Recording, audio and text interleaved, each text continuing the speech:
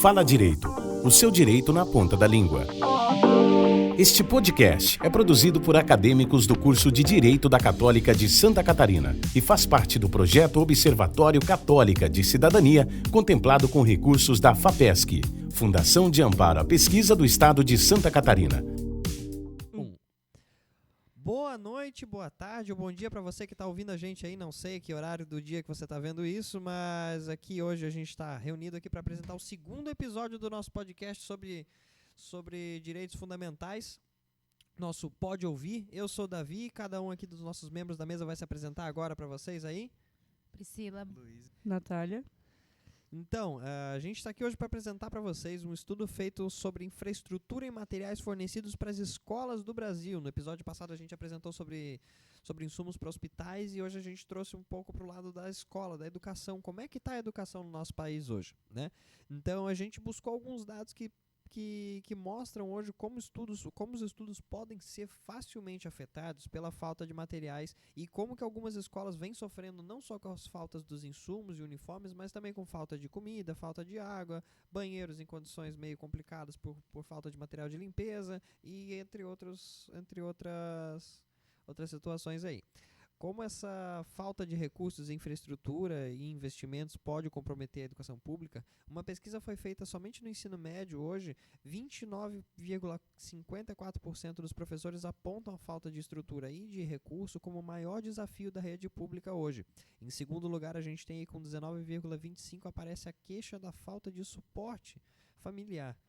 Que, né, a gente sabe que é meio complicado porque em algumas situações os pais trabalham até muito mais tarde, não conseguem dar atenção para os filhos em casa, então fica bem complicado assim de amparar em alguns casos. E seguido aí por 18,29% dos entrevistados indicaram dificuldades no ensino remoto e adaptação dos materiais à realidade dos alunos. Aí que a gente teve algumas situações com a pandemia, né? A gente tem algumas, não só no ensino médio, mas a gente tem no ensino superior hoje, algumas instituições ainda que operam de forma remota. Aqui em Joinville a gente tem uma universidade aí que a gente não pode, por questões de direitos autorais, comentar sobre o nome dela, mas que, por exemplo, tem aula remota aí de 2 a 3 vezes na semana, mantendo as atividades normais sem nós estarmos aqui em confinamento contra a Covid ou alguma outra coisa desse tipo, né? Então, o nosso próximo bloco aí a gente vai trazer com mais detalhes essas dificuldades que desde sempre elas são apontadas, seja nas escolas, seja no ensino superior, mas hoje o nosso foco é nas escolas. Então, gente, eu vou passar aqui para a Natália, a gente vai trocando uma ideia aqui agora no segundo bloco. E no segundo bloco a gente começa falando da Constituição de 1988, aí, promulgada pelo Senado Federal, pela Assembleia Constituinte, em que eles dizem que a educação ela é um direito de todos e dever do Estado, visando ao pleno desenvolvimento da pessoa humana, seu preparo para o exercício da cidadania e sua qualificação para o trabalho. Só que uma pesquisa hoje publicada aí pela ATRICOM, Associação dos Membros dos Tribunais de Contas do Brasil, mostra que pelo menos 14,7 milhões de estudantes enfrentam problemas com a ausência de infraestrutura adequada nas escolas hoje. Falta de acesso à água potável, falta de banheiros e condições de uso. E o que você tem para dizer para a gente aí, Natália? Os dados são do levantamento da Tricom, com base no censo escolar de 2021, recente. Inclusive, a gente ainda estava saindo da pandemia. E foram analisadas informações de 138 mil escolas e de 38 milhões de alunos. Assim, um número alto. Altíssimo. E o levantamento destaca que pelo menos 5,2 mil, ou seja, 3,78%, não possuem, as escolas não possuem banheiro. Então, e é um dado complicado, né? Porque se a gente tratasse isso, claro que a gente não tem uma escola por município no Brasil, né? Mas hoje no Brasil a gente tem aí, se alguém conseguir me ajudar com dados, alguém, o pessoal da produção aí conseguir me ajudar com dados aí, a gente tem 5 mil municípios no Brasil, é isso mesmo? Cerca disso, né? Eu acho que é mais ou menos isso, um pouco mais talvez. Mas então a gente vê que se a gente tivesse uma escola por município no Brasil. Claro que tem cidades muito grandes que tem mais de 200, 300 escolas, mas tem cidades muito pequenas que tem uma, duas. Joinville é Então, um né, exemplo disso, né? Não é Joinville. tão grande assim quanto algumas outras cidades, mas assim, tu vê mais de 2 escolas municipais por bairro. Por bairro, então. Pelo Em Joinville menos. a gente tem vários, tem mais de 20 bairros, né? Mais de 30 bairros aí, São então. 26, 27, Então, salvo engano. Então aí a gente tem quase 60 escolas em Joinville, entre elas municipais, estaduais e até da rede federal de ensino a gente tem aqui em Joinville hoje.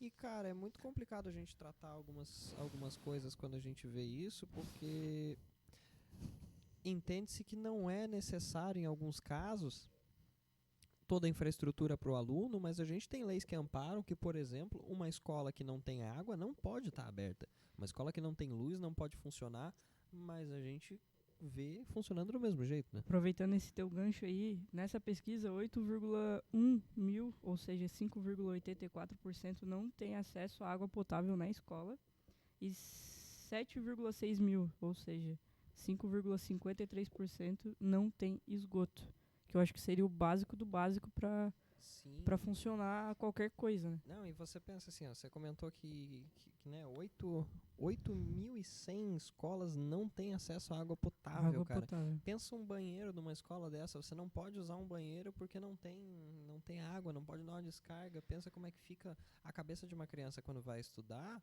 Não é de um ambiente acolhedor na qual ela se sente tranquila, se sente em casa. Não, é um lugar que ela vai para sofrer.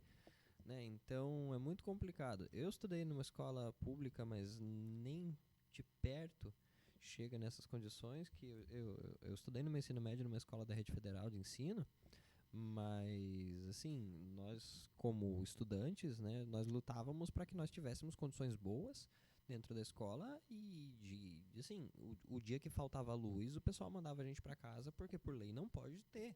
E daí a gente vê essa discrepância, essa desigualdade que a gente tem aí no nosso país hoje, né? Que enquanto em algumas escolas, mesmo sendo públicas, mesmo sendo mantidas pelo governo, existe a noção e Empatia. a empatia, né? De que não se pode ter, então vamos cancelar a aula hoje porque acabou a luz na cidade inteira, beleza, mas você vê escolas que o pessoal não liga e continua, acabou a luz, beleza. E se tá calor, precisa do ar-condicionado, que quem dirá que se essas escolas não tem nem água potável, quem dirá ar-condicionado, né? Então, Aqui em Joinville, em Santa Catarina, é até um pouco mais tranquilo, né? aqui Essa situação com calor, essa né? situação aí da falta de banheiro, água potável, o esgoto, que são assim, o básico do básico, tu vê mais lá indo pro norte, pro nordeste. Sim. E é Então. importante refletir que, imagina uma escola que ela não tem água ou ali um banheiro para o estudante poder fazer as necessidades dele, quem dirá ter uma merenda. Que muitas vezes os alunos vão para a escola, não tanto até pelo estudo. Sim. Tem criança que não tem comida em casa. Não, tem criança que vai busca a pra escola justamente pra poder comer. realmente comer ou Exato. poder interagir com outras pessoas, coisa que talvez ela não vai ter em casa. Então Sim. imagina, se a pessoa não tem, a criança não tem ali acesso a um banheiro numa escola, imagina como que vai ser a merenda dessa escola. Então, verdade. e assim, quando eu estava no ensino médio ainda, a gente passou por uma situação que foi do corte de gasto da rede federal, e a gente teve uma situação bem complicada, porque existe uma lei hoje, se eu não me engano, ela é 11.308, não lembro de cabeça agora, mas que ela prevê que escolas de ensino integral, elas são obrigadas por lei a dar 3 refeições por dia de graça, inteiramente custeada para todos os alunos.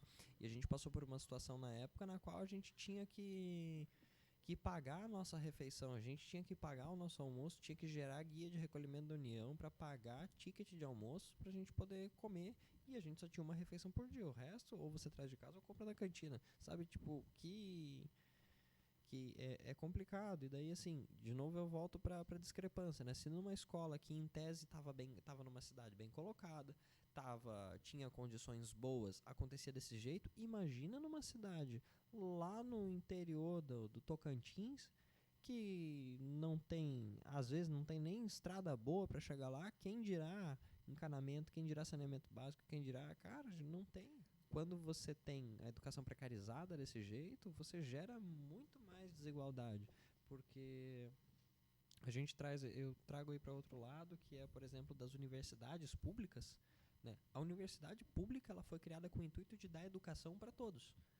Mas hoje você só tem nas universidades públicas quem tem muito dinheiro, que consegue gastar muito dinheiro com cursinho para passar numa faculdade pública, para daí tirar a vaga de quem não tem dinheiro nenhum e tem que se quebrar pagando uma universidade particular porque não tem dinheiro para pagar. Principalmente medicina, direito, engenharias, que esses são os mais caros. Os cursos mais elitizados. Exato. A maior parte, se tu for ver hoje, pega ali, por exemplo, uma turma de calouro que entrou esse ano.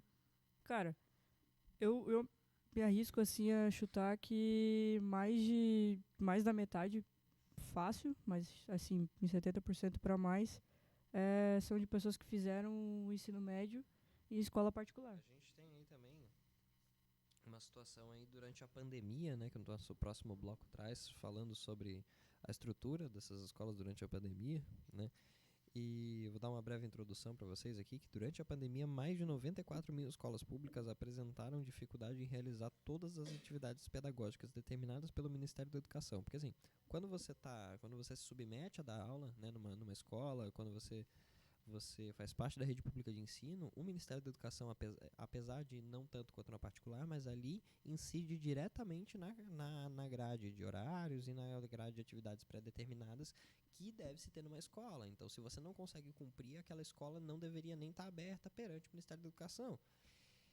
Então, você pega, durante o período de calamidade pública, que foi a pandemia do Covid, aí a gente ter escolas que não conseguem nem cumprir a carga horária básica da rede de ensino, é muito complicado pra gente. Só que aí tem que ver também, né, como fala aqui a nossa pesquisa, que em parte a culpa não foi total da escola, né?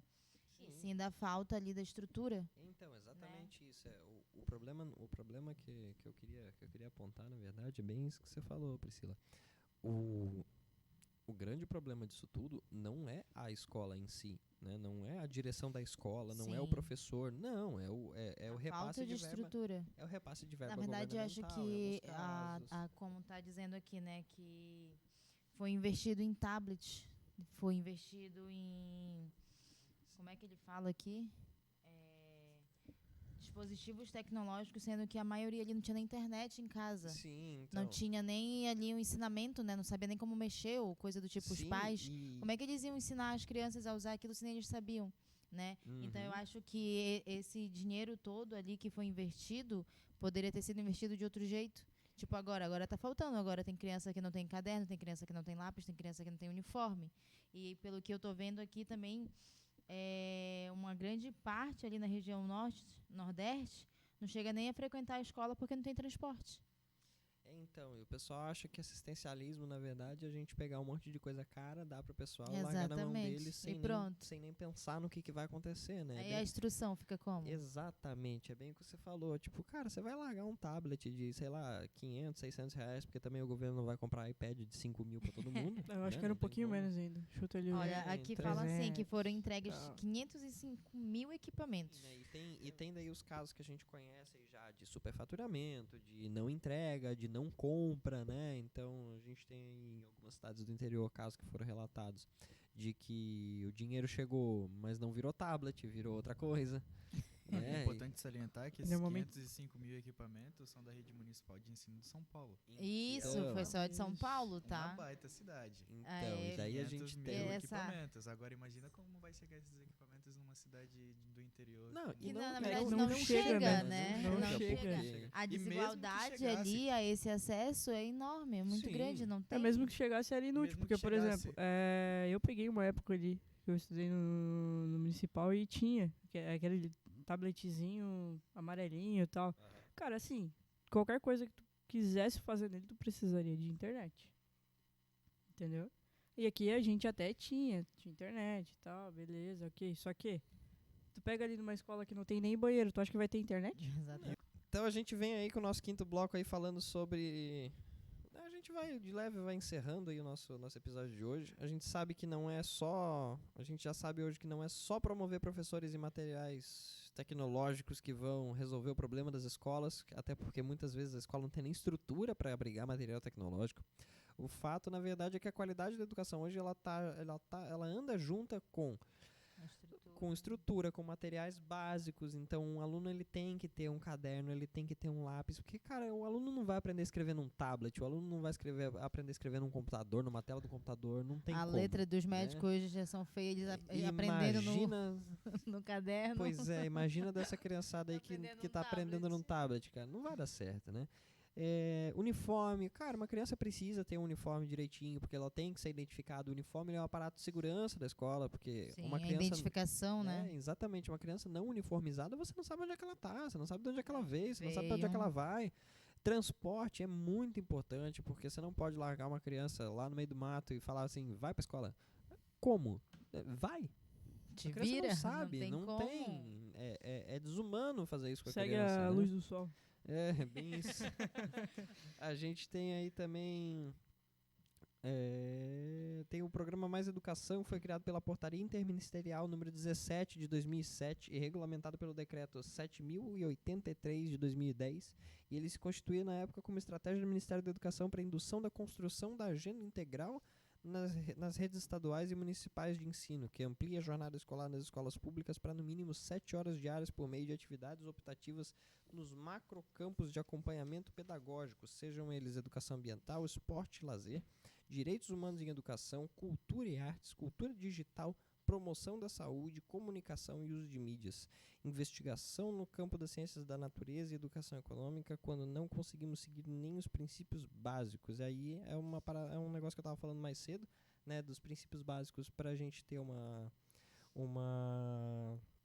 pra gente ter uma escola saudável aí. Até agora, no último bloco nosso, eu comentei ainda há pouco, né, é muito bonito quando a gente fala sobre ter muitas atividades e horas e educação integral numa escola, mas como eu comentei anteriormente, a gente tem aí leis federais que prevêem que uma escola ela é obrigada a dar 3 refeições por dia para os alunos.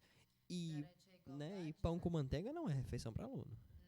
Não dá pra ser, tem que ser um negócio direito. Mais um que fica o dia todo na escola, exatamente, né? Então a gente tem aí e a gente não tem. Essas escolas que, com certeza, essas escolas que foram escolhidas para fazer parte desse programa, elas são escolas hoje que, apesar de públicas, estão em locais privilegiados. Então, que não são, elas de longe são a regra, né, para as escolas públicas do nosso país aí.